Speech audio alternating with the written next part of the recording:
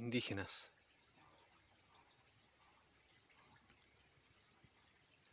Nuestra forma de vida actual,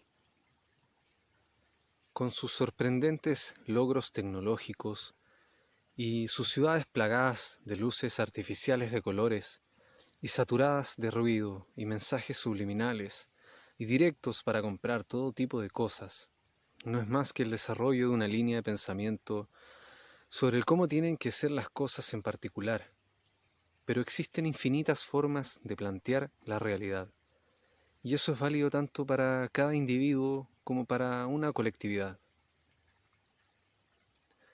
Hoy en día tenemos a disposición de pocos movimientos de los dedos la posibilidad de poder conectar con valiosa información de todo tipo de culturas alrededor del mundo y de diferentes épocas a su vez. Esto nos entrega la posibilidad de poder mirar en perspectiva y unificadamente los hechos, pensamientos y el sentir de toda la humanidad a lo largo de su historia.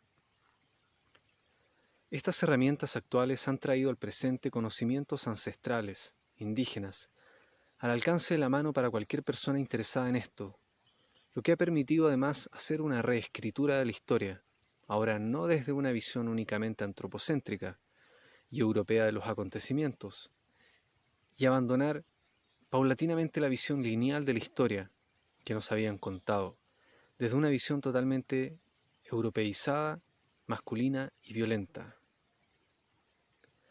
Así como Colón no descubrió América, los indígenas sabían que la Tierra era esférica mucho antes incluso que los mismos griegos. Hoy tenemos la capacidad de pensar el presente de otra forma y ya no más de forma autómata, repetitiva y sin un cuestionamiento profundo sobre las raíces de lo que se nos está contando. Y este hecho es único y es importante, ser conscientes del momento histórico, así como la oportunidad que desde este momento en adelante en la historia existe para nosotros.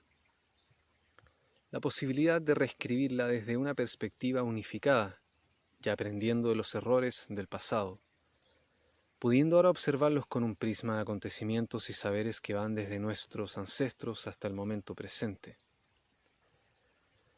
Podemos ejercer sobre nuestro presente histórico un verdadero entendimiento sobre nuestros orígenes y un profundo despertar, así como una transformación humana y social a toda escala.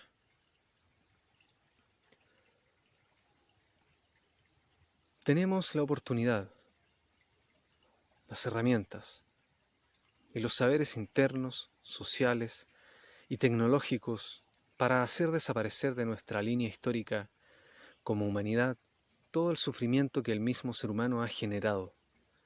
Partir por sembrar las semillas de la creencia de que eso es posible es el gran paso. Y de esta forma estaremos empezando a alimentar al lobo correcto y no al depredador de sueños que se alimenta del miedo.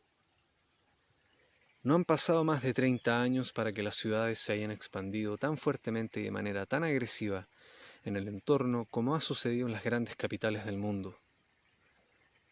En lugares donde todo antes era solo campo y pocas calles, hoy abundan millones de personas aglutinadas en edificios muchas veces de hasta 30 pisos de altura, con una docena de departamentos por piso.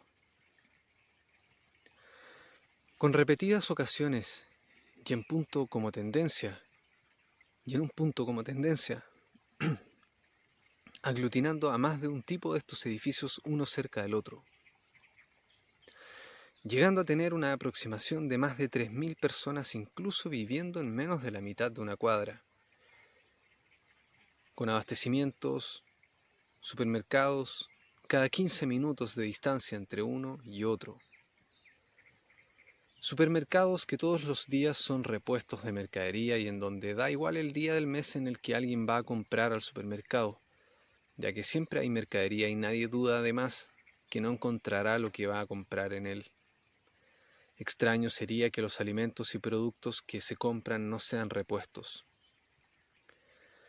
Esta peligrosa facilidad de abastecerse a cambio de dinero establece un peligroso proceso de inconsciencia al comprador sobre el camino que fue necesario recorrer para que ese producto o alimento se encuentre ahí cuando esa persona así lo quiera. Se pierde la conciencia sobre la cadena productiva, el esfuerzo deja de estar presente, y el contacto con la tierra se vuelve absolutamente inexistente y innecesario desde esas esferas. Esa cadena de fabricación, que consume además materias primas, productos y servicios, que son a su vez parte de otra red neurálgica, de otras materias primas, industrias, personas que trabajaron en ello, y el impacto de cada una de las acciones de esas entidades partícipes de aquella cadena industrial que usufructuó de la naturaleza todas las materias primas necesarias para hacer que el producto que compramos en el supermercado exista para ti y para mí, cuando queramos ir por él, y a todo momento y en cualquier día de la semana. Y eso mismo sucede con la cadena energética que es necesaria para que como individuos tengamos agua potable, energía para encender la luz, internet disponible a toda hora, madera, gas, electricidad para calentar el agua y cocinar. Todo esto solo si eres además capaz de costear todos estos servicios definidos como básicos y sobre los cuales hoy se genera un pago por ello y no son recolectados directamente por los seres humanos de fuentes naturales, no contaminadas como durante milenios ha ocurrido. Los indígenas no requieren nada de lo que acabo de nombrar a modo de intercambio por dinero. El dinero simplemente no les sirve a ellos. Y de esta forma, así como cada etapa del proceso de fabricación de un producto, y cada aspecto que permite que tengamos diferentes medios disponibles en nuestras casas que nos permiten alimentarnos y vivir en ellas, cada uno de estos elementos hoy en día genera sistemáticamente un daño ambiental y sufrimiento simplemente incalculable para toda la tierra y los seres vivos de toda la clase y sin distinción. Asimismo es el responsable de la mayoría de las enfermedades, de la pobreza, las guerras, contaminación a toda escala, empobrecimiento de localidades aisladas y disminución de la calidad de vida de un sinnúmero de pueblos, tribus y comunidades indígenas, la expulsión que se les realiza de los lugares en donde viven desde hace miles de años, llegando en algunas ocasiones a culturas que por más de 10.000 años han existido en la misma zona y que son echados de la tierra en donde viven por soldados, policías y personas de todo tipo por encargo y financiamiento de empresas privadas que buscan explotar el lugar, agotar sus recursos y drenar de vida toda esa zona con el argumento de que les pertenece, porque transfirieron dineros y firmaron unos papeles que a su modo de ver les da el título de pertenencia de toda esa tierra para utilizarla con fines puramente económicos. Fines económicos que se traducen en aumentar la cantidad de materias primas, energías o recursos de diversa índole que vayan a alimentar la creciente demanda que las personas realizan en el sistema debido principalmente al aumento del consumo y el incremento de la población. Generaciones y generaciones de ancestros habitando el mismo lugar, manteniendo el hábitat con su sabiduría, conexión espiritual con los seres que habitan las montañas, los ríos, bosques, vientos, insectos y animales de todo tipo, que viven tanto de forma física como no física. Los indígenas son los guardianes de la tierra. Lo llevan haciendo decenas de miles de años, en donde incluso hay lugares hoy en la tierra de tribus que habitan el mismo lugar desde hace más de 60.000 años sin contacto alguno con la cultura globalizada.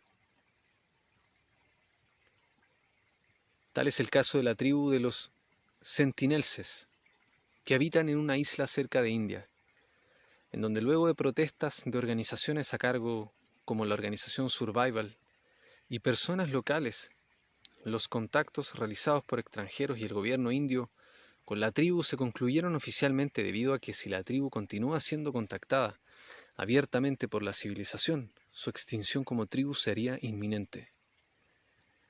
Como lo expresa directamente un indígena de la cultura Yanomami brasileña, el deseo de posesión es destructivo. Nada que se pueda comprar o vender tiene un significado real. Las posesiones se consideran símbolos de una humanidad que ha avanzado, pero se las lleva el viento. Lo único que consiguen es nublar la mente y contaminar el alma. Se utilizan para satisfacer la comodidad y el orgullo. Sin embargo, impiden que las personas conozcan las magníficas verdades que la naturaleza nos enseña. Son meras distracciones que consumen y destruyen los recursos naturales. Los Yanomami, ni deseamos ni necesitamos posesiones. Ustedes, los Napé, tenéis que ayudarnos.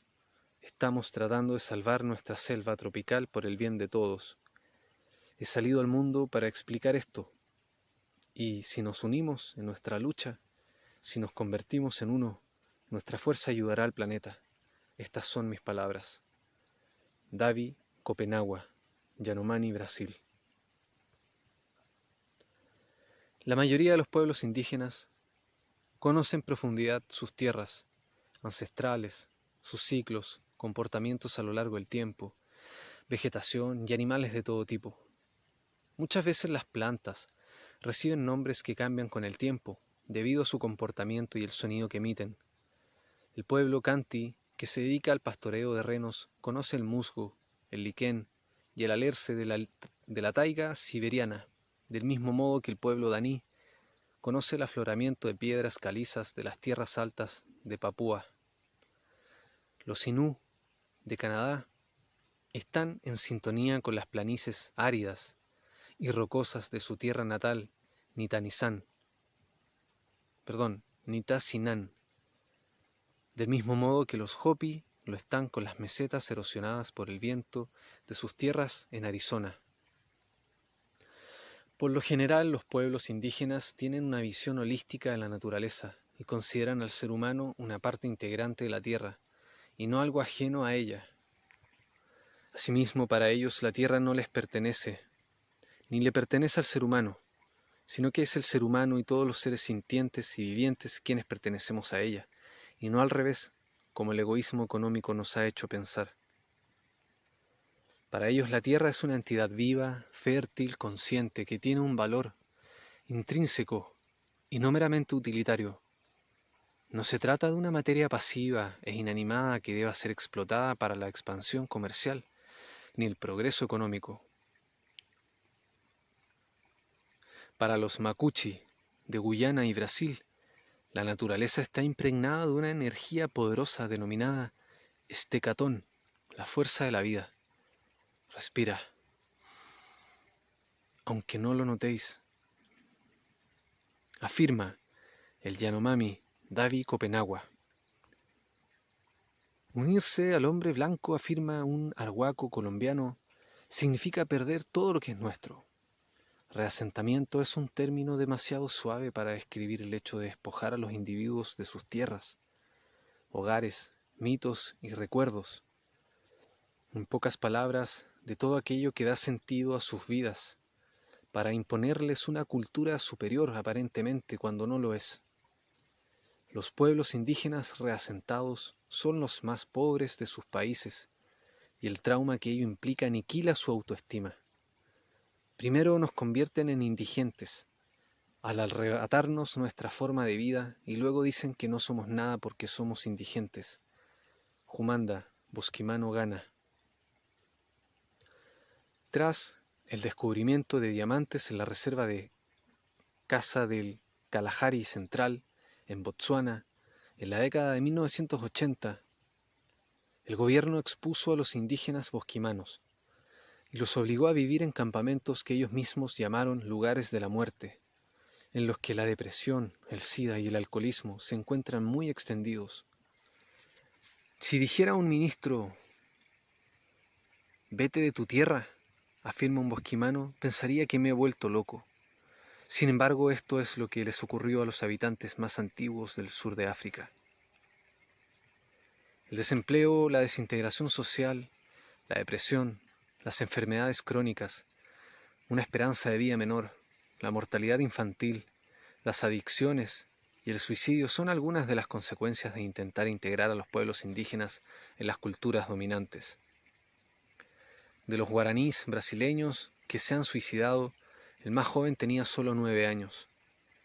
Durante los últimos cientos de años, su pueblo, uno de los primeros en entrar en contacto con los europeos, ha perdido prácticamente la totalidad de su tierra. En la actualidad viven hacinados en territorios diminutos, rodeados de enormes plantaciones de caña de azúcar, mientras que otros acampan bajo lonas junto a polvorientas cunetas, obligados a soportar el estruendo de los camiones. La existencia de lugares sagrados constituye una de las claves para garantizar la supervivencia cultural. Para mi pueblo, en el que nací y crecí, el objetivo de los lugares sagrados es rendir tributo y venerar a aquellos que han partido al mundo superior. Siempre que preparo una hoguera realizo una ofrenda. Mis padres eran pastores de renos, y aunque observaba los rituales casi cada día, nunca me proporcionaron explicación alguna sobre sus creencias, dado que se consideraba tabú. Los lugares sagrados representan a los sueños, que son los espíritus del mar, los ríos y las montañas, y la gente debe relacionarse con ellos del mismo modo que lo harían con toda persona poderosa, con respeto. Si un humano trata a una roca sagrada con respeto, logrará a cambio una casa provechosa o un viaje rápido por la zona. Por el contrario, si ofende a un lugar sagrado actuando de mala fe, su acción tendrá malas consecuencias. Alona Yefimenko, Even, Kamchatka, Siberia.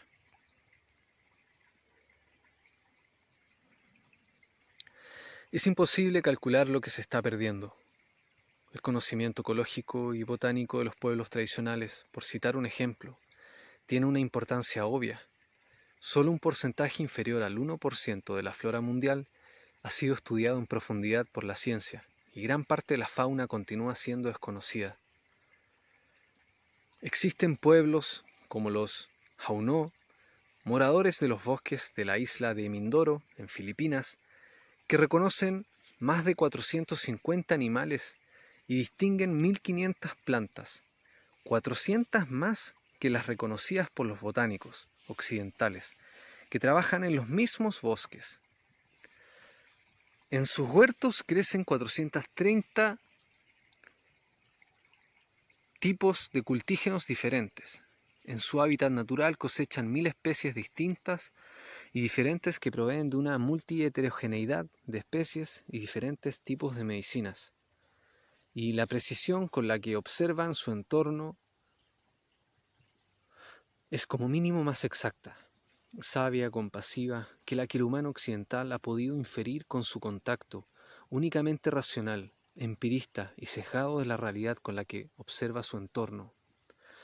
El humano occidental, entrenado para percibir la realidad de forma fragmentada y analizada científica y racionalmente, solo puede entender partes, mas no es capaz de observar un ser viviente como un todo unificado y consciente. Dicha perspicacia es típica de los pueblos indígenas. Los recuerdos y las observaciones de los nativos pueden además explicar los efectos del cambio climático, las transformaciones geológicas e incluso los complejos síntomas de un inminente desplome del ecosistema son altamente visibles para los indígenas, quienes son los primeros en sufrir los daños que provoca el mal llamado desarrollo social moderno.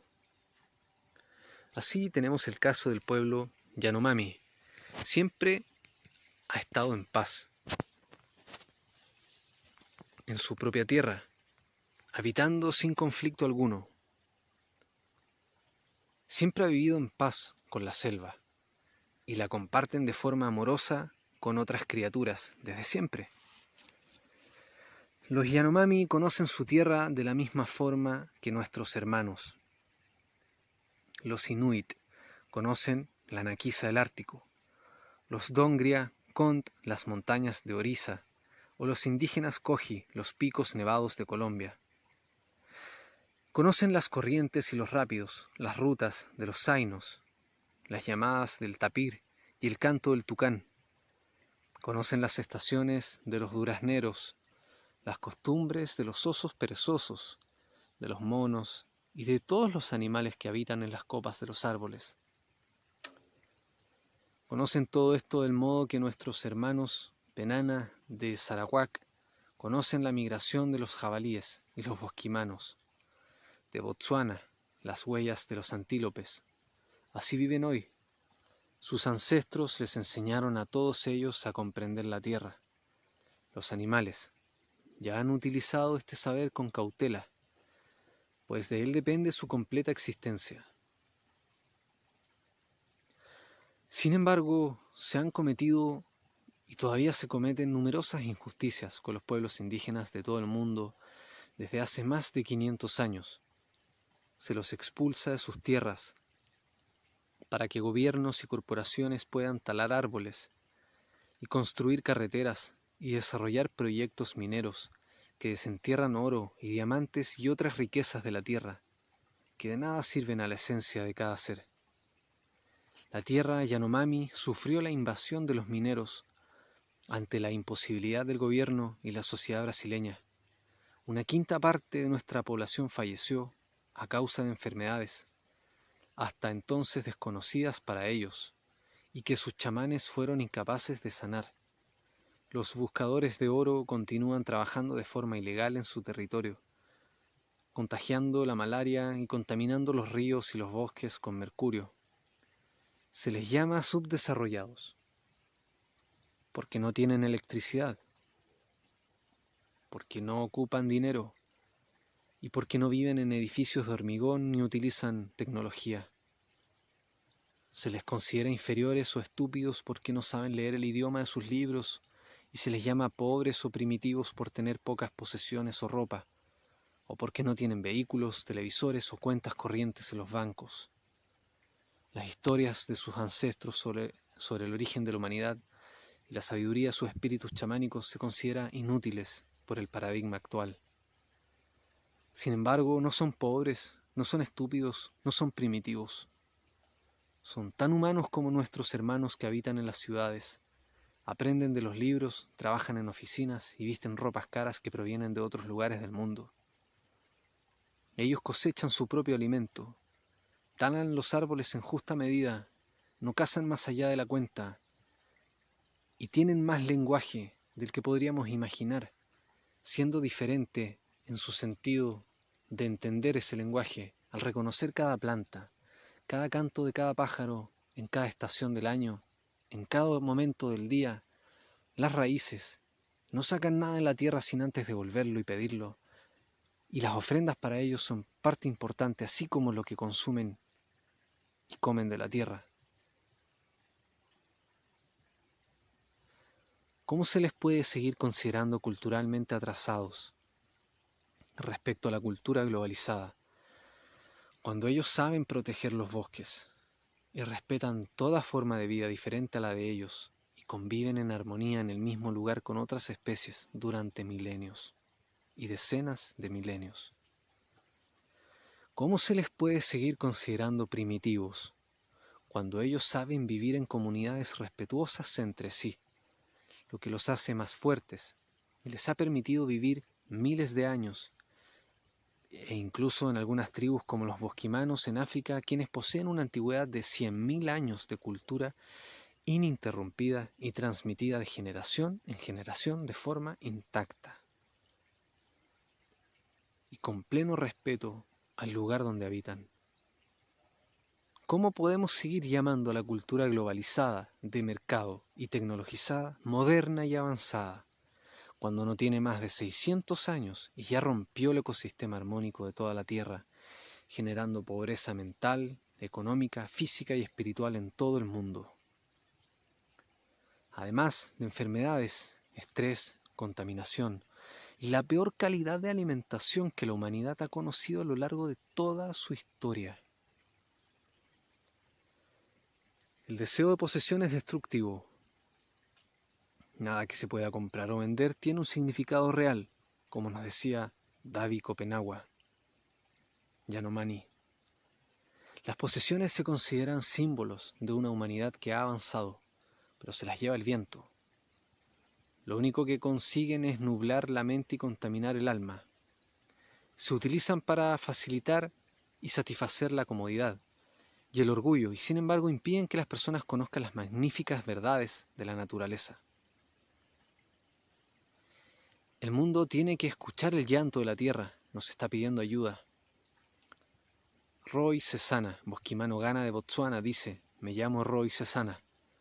Soy un bosquimano Gana del Kalahari, de lo que ahora se conoce con el nombre de Botsuana. En mi lengua, mi nombre es Topee, y nuestra tierra, Tam. Llevamos en ella más de lo que cualquiera haya estado en ningún otro sitio. Soy un líder, y aunque no sé leer, sé interpretar la tierra y los animales, al igual que los hacen todos nuestros hijos. Si no fuera así, habría muerto hace mucho tiempo. Me formaron como sanador, y tuve que aprender a leer las plantas y la arena. Hay que arrancar las raíces suficientes para alimentarte y dejar parte de la raíz dentro para el día de mañana, de modo que un día nuestros nietos puedan encontrarla y comer. Aprendes lo que la tierra te dice. Conozco a muchas personas que saben leer las palabras y a otros, como yo, que solo sabemos leer la tierra, pero todos somos importantes. No somos retrasados ni menos inteligentes. Vivimos exactamente en la misma época que ustedes. Si alguien que ha leído muchos libros piensa que soy primitivo porque no he leído ni tan siquiera uno, debería tirarlos todos y conseguir otro libro donde se diga que todos somos hermanos y hermanas ante los ojos del universo y que nosotros también tenemos derecho a la vida.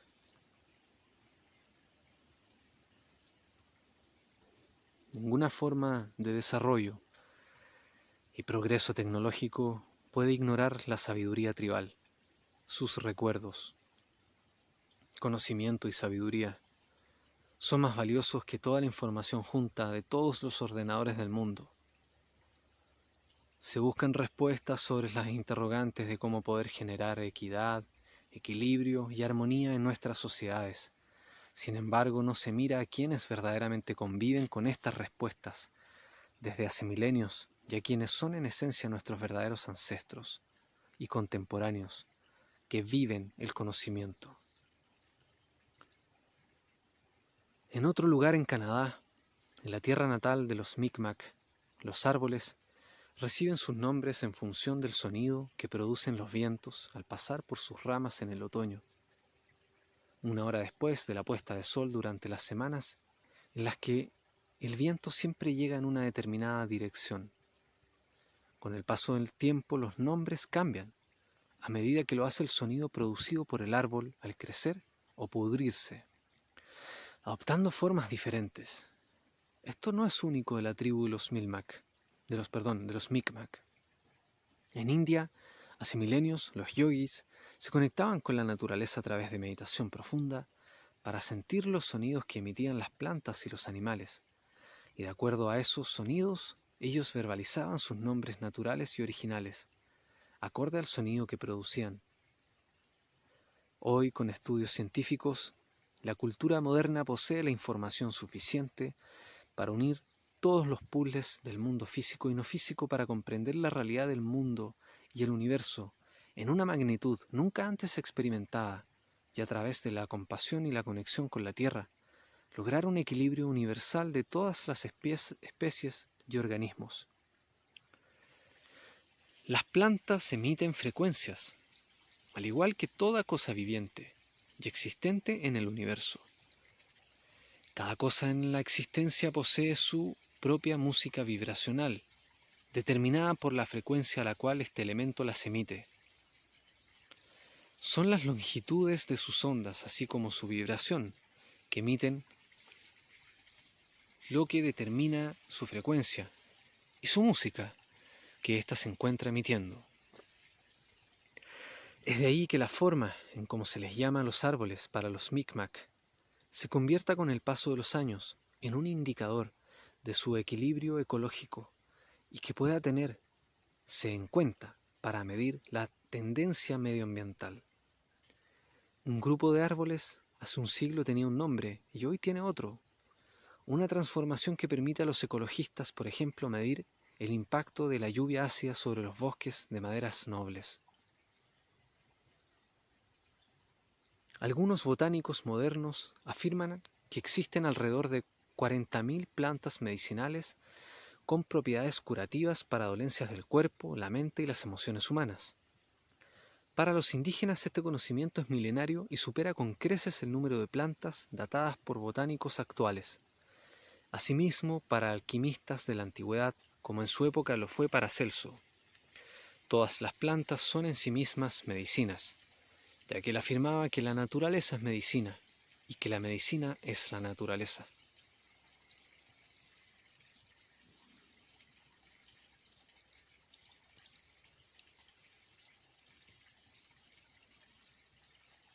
Todo el alimento es medicina.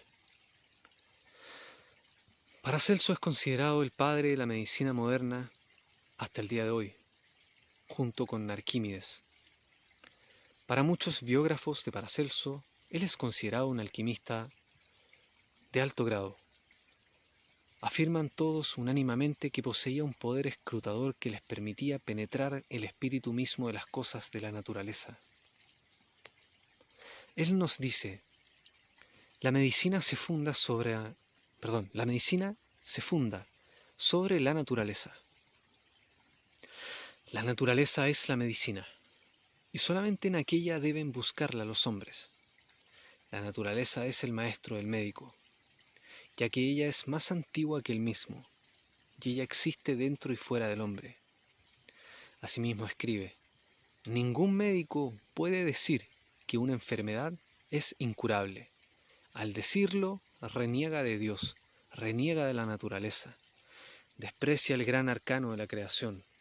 No existe ninguna enfermedad, por terrible que sea, para la cual no haya Dios previsto la cura correspondiente. Y a eso podemos añadir simplemente que al hablar de cura se refiere precisamente a la que se encuentra en la naturaleza, en las plantas. Paracelso, como hemos visto, era un místico, un cabalista de estado puro, cristiano, botánico, astrónomo y médico. Fue uno de los tantos arquitectos que dio vida a un nuevo modo de concebir el mundo en el Renacimiento. Creía, al igual que los indígenas y algunas tradiciones milenarias de Oriente, en la existencia real de los elementales, esto es, en los espíritus del fuego, a los cuales daba el nombre de Actinchi o Actinchi, en los del aire, que denominaba Melosinae, en los del agua, que llamaba Nef Dreni, y en los de la tierra, que nombraba Pigmachi o Pigmasi.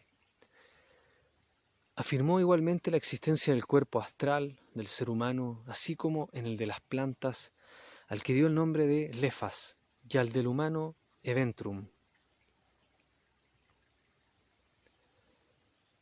Gracias. Gracias. Gracias. Bibliografía. Mitología salvaje, reconstruyendo la visión indígena europea. Botánica oculta, las plantas mágicas, por Paracelso. Somos uno. Organización Survival. Manifestación consciente. Paradigmas. Autor Benjamín Sandoval.